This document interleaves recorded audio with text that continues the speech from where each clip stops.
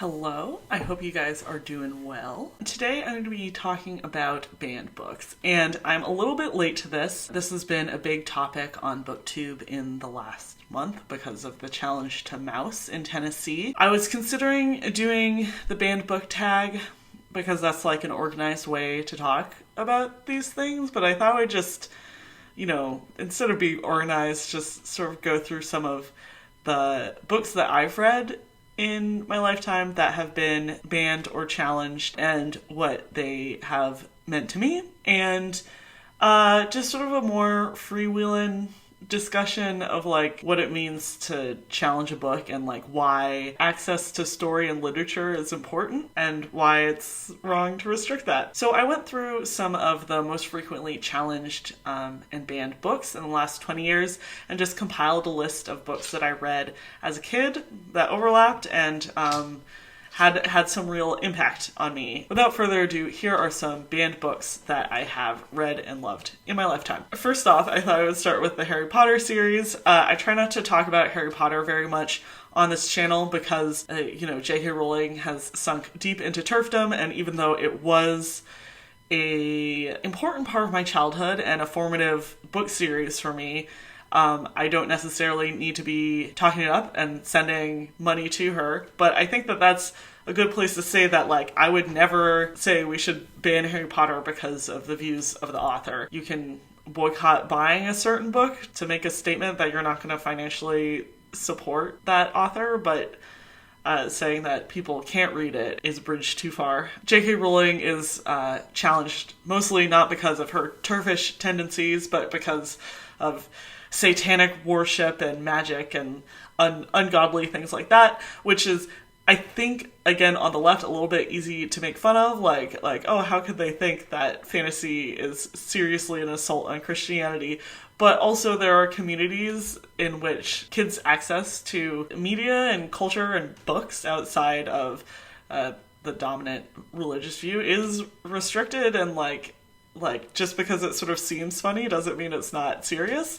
Anyway, so that's the major reason why I put this on my list. I don't think that Harry Potter was revolutionary to me in that it made me think really differently about religion, which is, I think, the fear around Harry Potter, but it was still formative to me. It was a series that was still very important in my growth as a reader and as a person. So, don't ban books.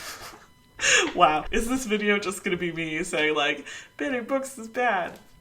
Maybe. I also put Julie of the Wolves on this list, and I think that this one is a really interesting book for me because I read Julie and the Wolves in 4th grade, and there is, I think in retrospect, a pretty explicit rape scene in the beginning, which I think this is why this one's been challenged because of inappropriate content for the age group, but it is something where when I was 8 or 9, I did not understand that was what was happening. Like, it wasn't, like, really mapped out. And I really feel like if it had been very explicitly described in the text, I still wouldn't have picked it up. So I think that is something that we overlook a lot when we talk about, like, protecting children, is that children sort of protect themselves in a lot of ways. Anyway, so Julie and the Wolves is about a native Alaskan girl who ends up in I think some sort of arranged marriage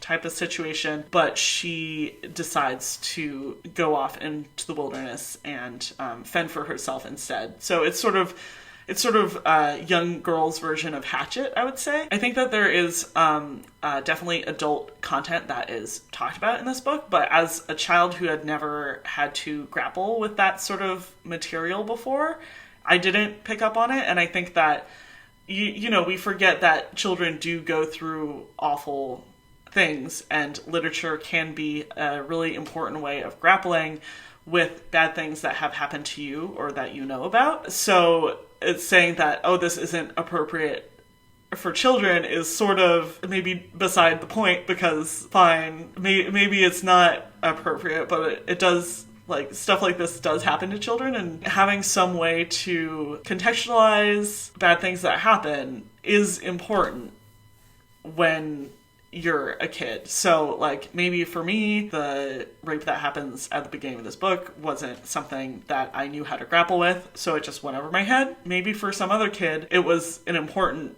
thing to read about.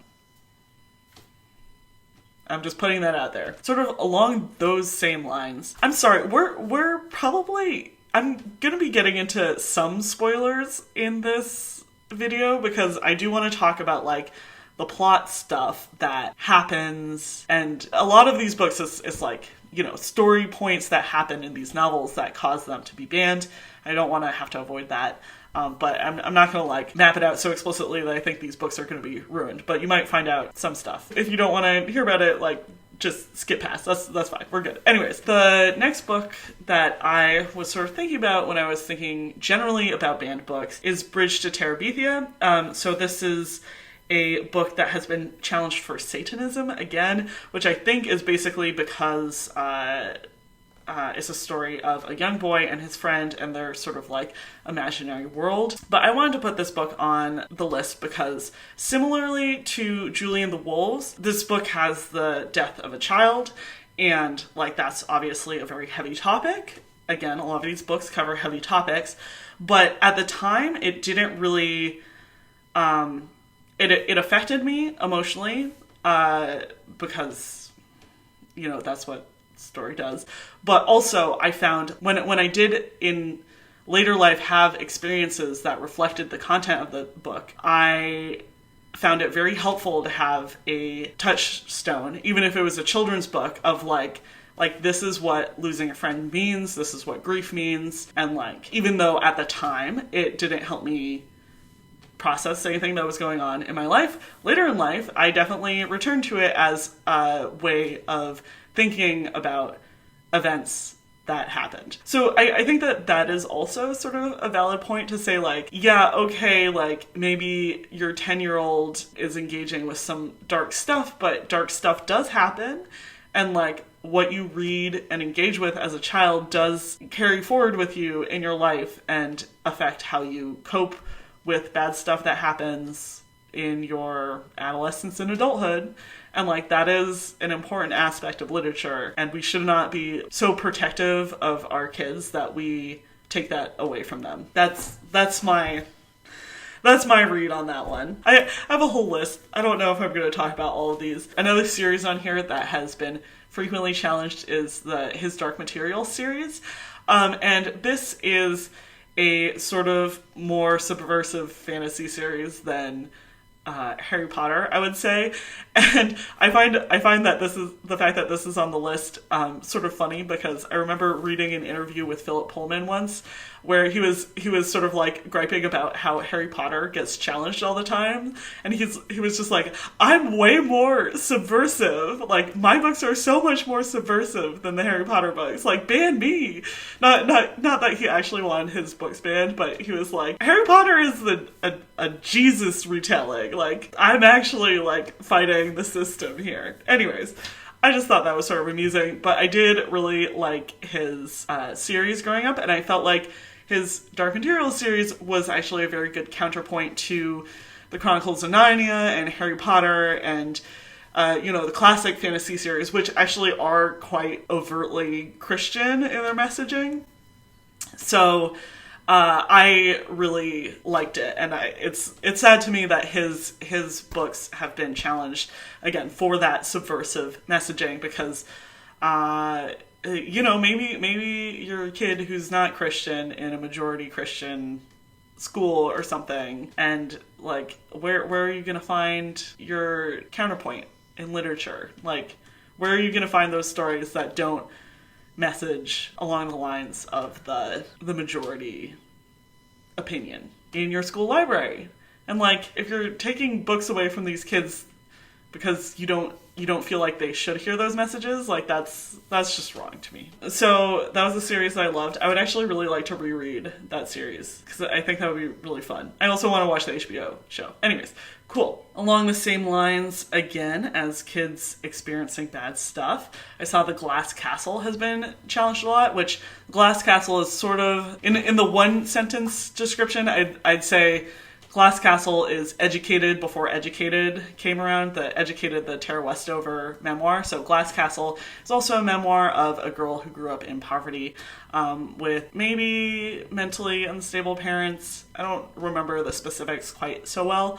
But again, this is one of those scenarios where you're literally banning a book that's describing a girl's experience growing up with poverty and like in these unstable circumstances. Like, I feel like in trying to ban that book, you're taking away another child's ability to like feel seen in literature. Like, kids go through shit. So like, again, literally banning a memoir, being like, no, this person's lived experience is not valid and we're not going to let people read it is just like bananas to me, because it's like yeah, like bad stuff happens, and literature is like a very important way to process it, both literature and memoir and nonfiction, whatever. It's so important to like processing bad stuff that happens in your life. So why are you trying to take away books that can really help kids, adolescents, whoever, like figure out what's been going on? I don't know. And then also, like, you don't have to have bad stuff happen to you to like need to learn how to like empathize with people who have gone through bad shit. Like, that's the flip side of this. Like, why are we taking away these books that can help kids and adults learn about other people's lived experiences? Like, I just truly don't get that. Anyways, this has just turned into a rant. This will be my last one. To Kill a Mockingbird is a frequently challenged book, and this is one that I thought I should mention because I think a lot of the dialogue around banned books is dialogue around people banning books for religious reasons, or the feeling is that it's more a thing that happens on the right of the political spectrum. But To Kill a Mockingbird has most recently been challenged because of the use of the N-word, which is like, yeah, that's definitely something that you need to address in your classrooms if you're reading that book. And also it's been challenged because of the presence of a white savior, which, yeah, it's not great when literature upholds a narrative that you don't think kids should be internalizing. But also, like, again, similar to bad things happening to children, you can't avoid culture. Like, kids are going to get it somehow from somewhere, and I don't understand why it's not better to read it and, like, really question it in a classroom setting rather than being like, you can't read this because it's such a bad example for one reason or another. So I just wanted to bring that one up because that's a book that's been challenged from the left, and, you know, the left is also susceptible, I guess, to trying to control content and control access to story for kids.